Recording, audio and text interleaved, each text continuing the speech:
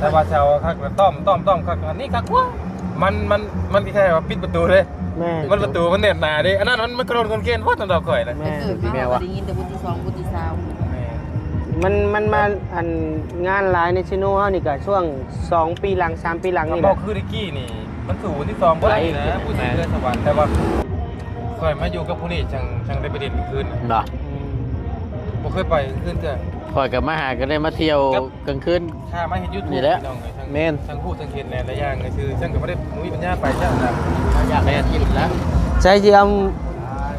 ชื่อหยังเมื่อพังน้องหนึ่งเจ้าร อเบิ่งก่อน โดย สิบ้านน้องไปเบิ่งก่อน อาหารการกินน่าอยากมื้อนี่ขนมมนต์แมวเฮ็ดนี่ โอ้ โอ้รถชิ่ง แม่ ไปบ่ลองบ่ฮะ อยากไปมันช็อต จะไปช็อตยอมรับอยู่บ่เคยเกือบ โอ้ไม่เอาเลยถ้าได้ใช้ทั้งนี้แล้วซะอันนี้3เมตรอะไรมา65 3เม็ด65 3เนี่ยบ่เป็นเม็ดได้หรอ เนาะ ว่าเหมือนยาบ้าเลยเนาะ YouTube มันขัก YouTube จะเข้าบ่เข้าซ่องบ่ เจ้า ห่านแล้วใหญ่เนาะ น่าเกลียดเนาะข้างเดินน้อย เอ้แล้วจังว่าบ่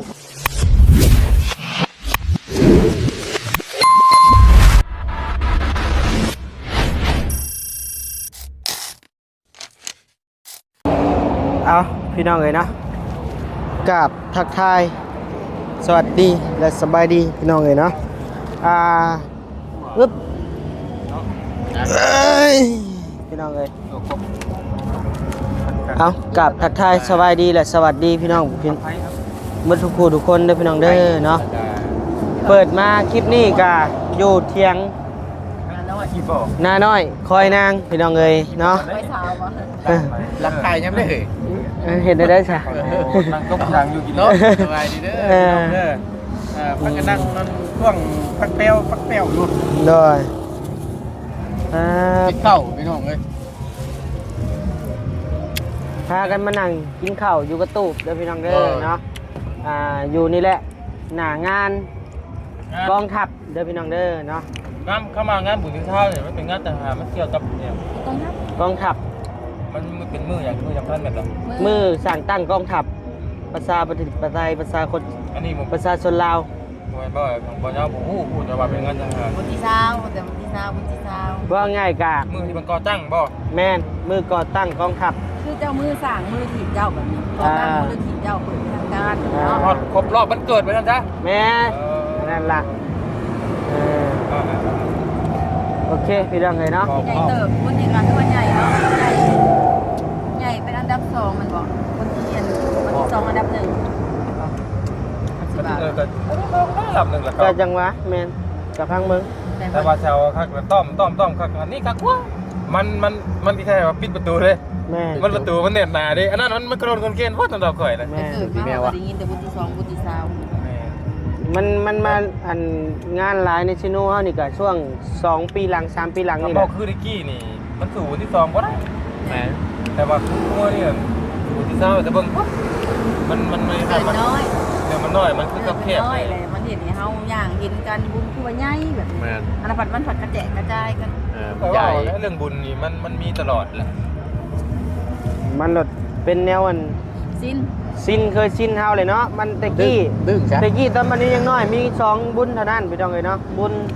ที่2กับที่20 บ้านเฮานี่ก็สิมียังมีแต่บุญแจกตะกี้เนาะมื้อนี้บุญแจกเฮาบ่มีคนเลาะพี่น้องเอ้ย มีแต่บังตุ๊กๆกันแล้ว มีแต่ ดึง ไก่ แล้วกุ้งไก่ มา ไปรุ่นเราก็นั่งชุ่มเยือนกินข้าวกินลาบ มันอันนั้นแหละดิ เพื่อสิได้เที่ยวงานโอ้ทำได้มาเที่ยวงานซิโน่นี่ถือว่าสุดแล้วตะกี้พี่น้อง โดย แม่น สุดแล้วทำนี่อันต่อไปก็เป็นงานบุญทรงเรือ มา สุด สวรร ใจ ค์ ได้ตัวนี้ สวรรค์ ใจเลยตัวนี้ โมโนบ่ได้บุญที่นั่นพี่เช้าอันนี้แต่ก็ได้ดินสิบุกี้ปีที่ผ่านมานี่แหละตะกี้นั่นแล้ว ตอนนั้นอยู่ บ่เคยมาบ่ ฮะ บ่เคย ต มา อนแรกก็อยู่แต่ไทยดิ มาเคยเปลี่ยนบ่ตุนลักๆบุ บุญที่เศร้าเนี่ยข่อยยังหาสิได้มากข่าวมากข่าวเอาลูกของเมียนี่ เอาดิเลย แต่ก็เคยมาแต่เรื่องเคยมาแต่ก็มันโลนเลยมันโลนเป็นเขาจำมาได้แต่ฮู้บ่เคยมีบุญที่เศร้าฮู้ ผู้อยู่แต่ว่ามันเฮาบ่ได้มาเลาะบ่ได้มาเที่ยวจังซี่แหละบ่ได้มา ว่าบุญที่ทราบบุญทหารนี่เขาก็บางเทื่อ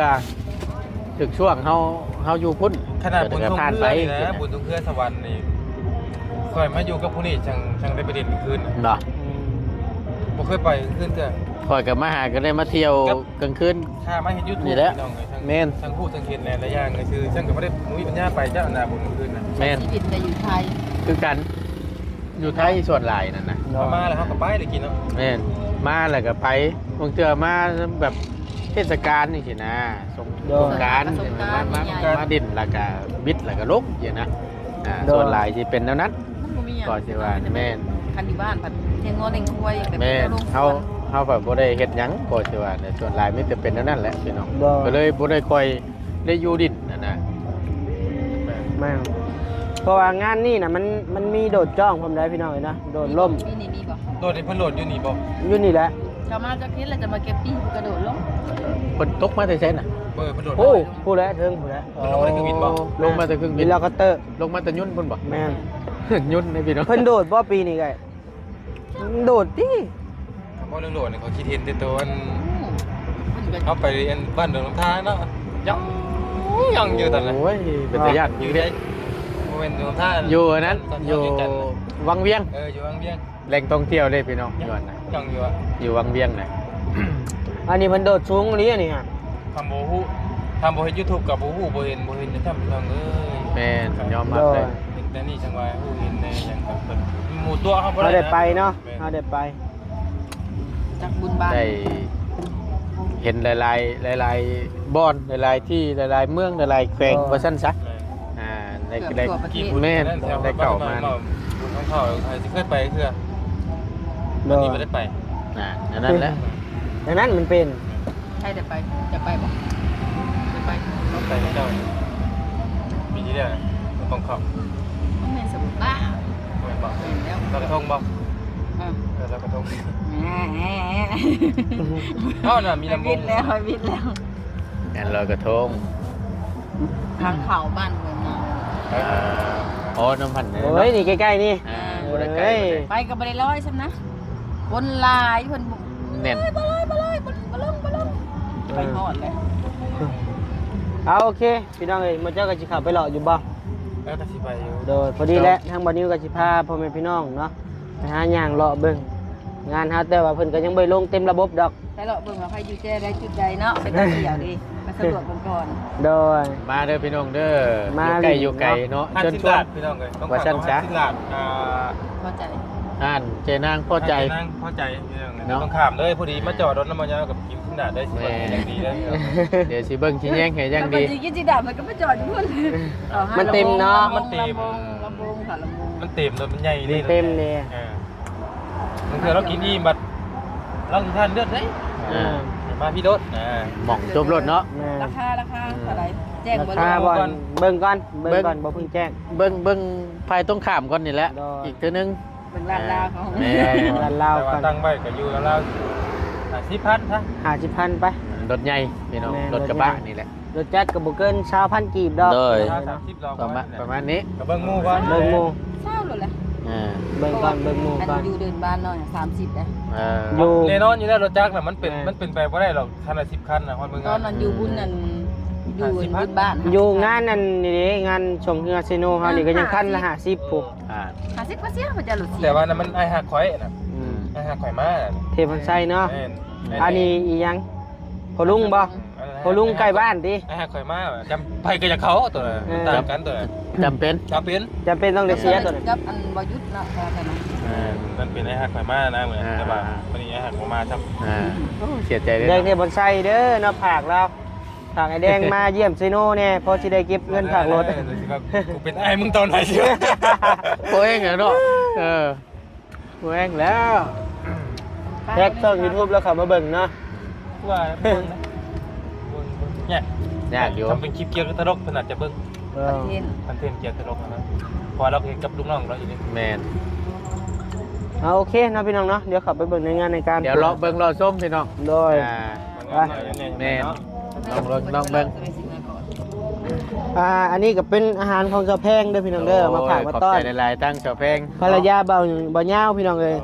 เพิ่นได้เอาของอยู่ของกินมาต้อน ปิ้ง โดยยกเครดิตให้เพิ่นเลยพี่น้องเอ้ยมื้อนี้ คือมือเนี่ยคือลอยเข่า กินแต่ข้าวเจ้าเนาะว่าอยู่มันบ่มีอันนั้นเด้ แต่พูดแล้ว แม่น จังว่าน่ะ พอต้องไปวัดเบ้าลายป่าน บ่ได้เบ้าได้กินนี่พากันยืมกัน เห็นซื่ออยู่ ดูเข่าแล้ว มันนี่ได้คำว่าหิวข้าวน่ะต่างคนต่างหิวแล้วมันปัดเงียบไปเงียบมัน ก็เรียกเว้าก็อยากให้กันแล้วนะ เอามันหิวเนาะ มันเมื่อยว่าจันจ้าพี่น้อง โดยเอาโอเคพี่น้องเอ้ยเนาะโดยไปพี่น้องเอ้ยสิพาพี่น้องไปเลาะเบิ่งงานเบิ่งการก่อนพี่น้องเอ้ย ขี่ป่ะ ขี่นะ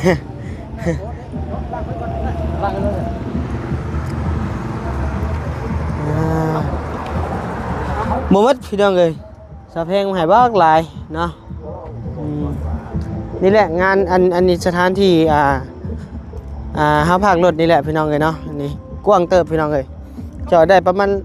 ไล่รวม100คันไปพี่น้องเอ้ยรถใหญ่เนาะรถจักรก็ประมาณ50คันนี่แหละบ่เกินนี่ดอกพี่น้องเอ้ยถามว่ากำไรหรือขาดทุนก็รอเบิ่งรอชมนำกันพี่น้องเอ้ยเนาะไป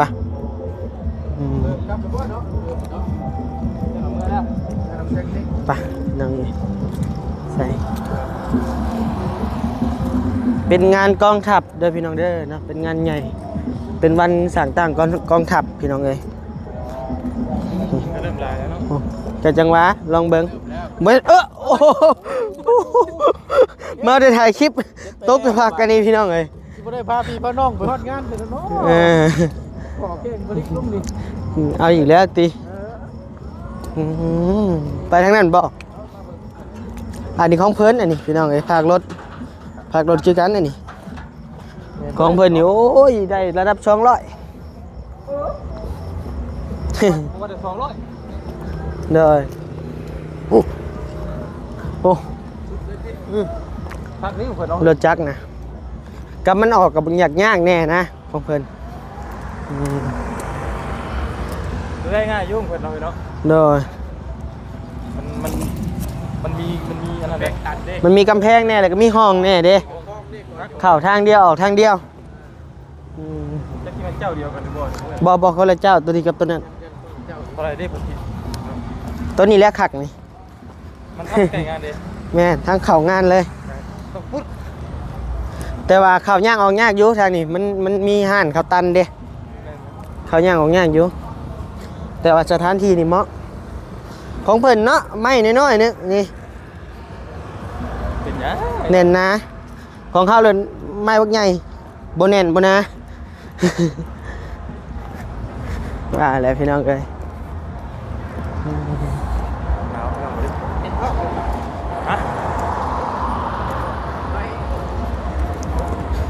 ฮะ นี่แหละพี่น้องเอ้ยเนาะป้ายอันนี้ก็ได้นำใจ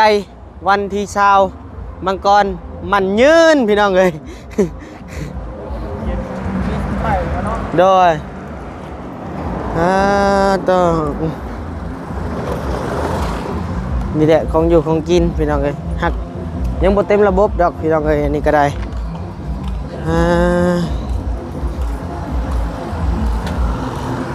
อยากกินแล้ว ใช่ที่เอาซื้อหยังเมื่อพังน้องหนึ่งเจ้าร อเบิ่งก่อน โดย พี่พาน้องไปเบิ่งก่อน หน้าอยากมืด ไปจะพีดเลยไง ตัวโอ้พี่น้องเลยอาหารการกินนี่ขนมมนแมวเห็ดนี่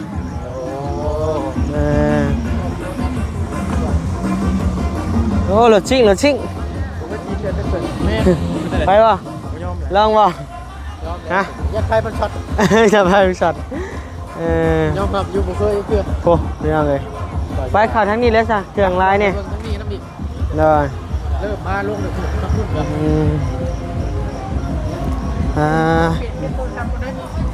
ว่าอะไรกะมีเลนส์กล้องอยู่บ่เอ้ย นี่นะ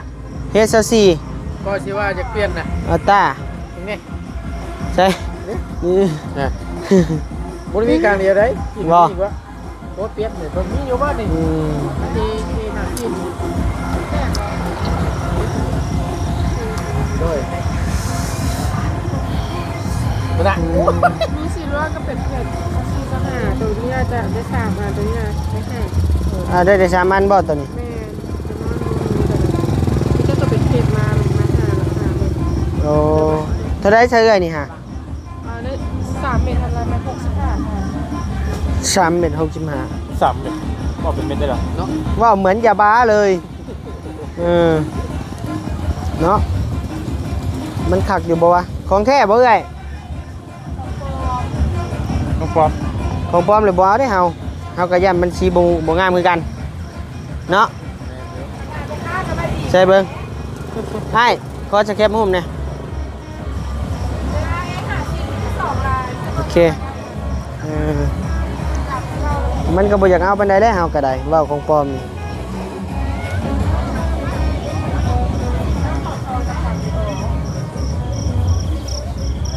หาสีหาง่ายค่ะเป็นแตก หาที่นี่นะเนาะ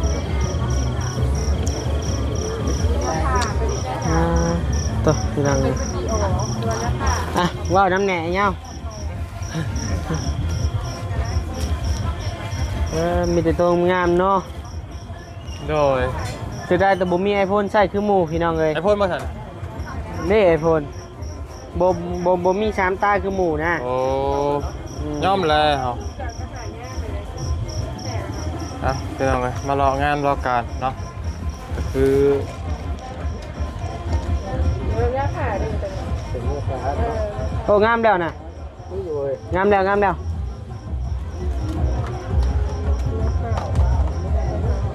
นี่ซันซุมเฮ็ด24ก็มีได้ฮะ บ่มักก็แค่เอาแก่นี่เป็นหยัง มีซักซี่ก็มีต่อ แค่ได้อยู่ที่คิดได้ใช่ไหม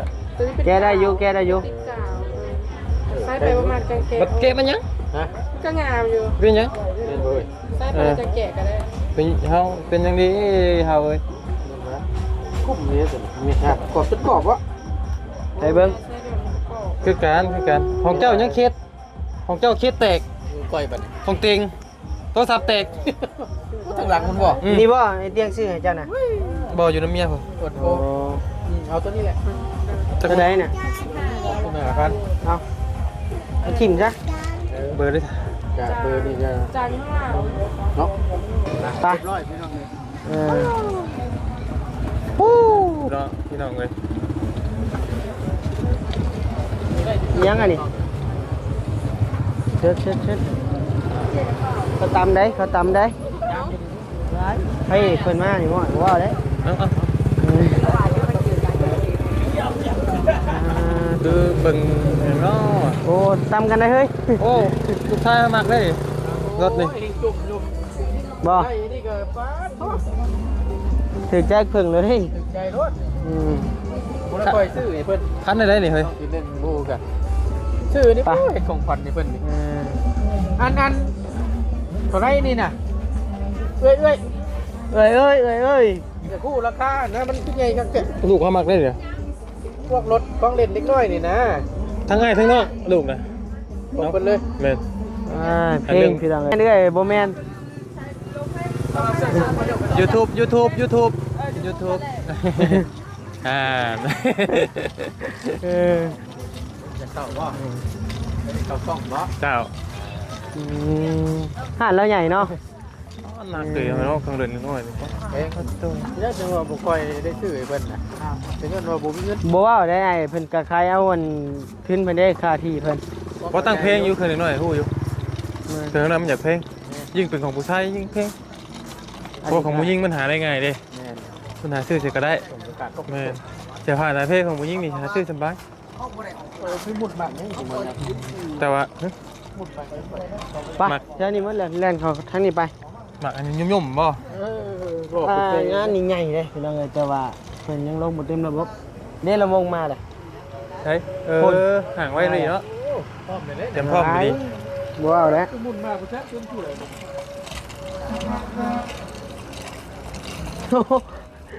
ชอบลาบเลยไป โอ้หมักยี่ยุ่มนี่ ไปหมุนนี่ใช่น่ะ เนาะตัวบ่ได้ไปต้นไปขี่ไป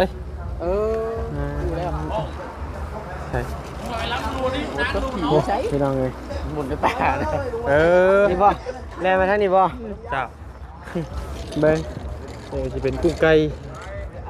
เชียงหลวง เสียงด้วยใช้บ่เสียงน้ำเพิ่นมึงบ่บ่เสียงบ่ฮะ น้ำแล ใช้ลองเสียงเบิ่งน้ำเพิ่นมึงดู โบบานวนอยู่ ประ ว่า มาณ บ่ ขนาดเห็นมันตูมโจนอยู่กันยังบ่ได้วะ เนี่ยเนาะ เงาเลยเด้ ยาวขับลาบเลย เปียกนี่ โอ้ย แม่นเลยยักษ์เป็นชนเป็นชน อันนี้น่ะไล่ เต็มคาราเบล ตีเพลงมันได้ก็ไล่ตัวนี้ แม่น เอาพี่น้องเลยเนาะมื้อนี้ก็สิประมาณนี้นะพี่น้องเนาะเดี๋ยวพอกันใหม่ในคลิปหน้าได้อพี่น้องเด้อเนาะเดี๋ยวมื้องานแท้ๆเดี๋ยวสิพาพี่น้องย่างเบิ่งอีกเทื่อนึงนะพี่น้องเนาะโดยสบายดี ที่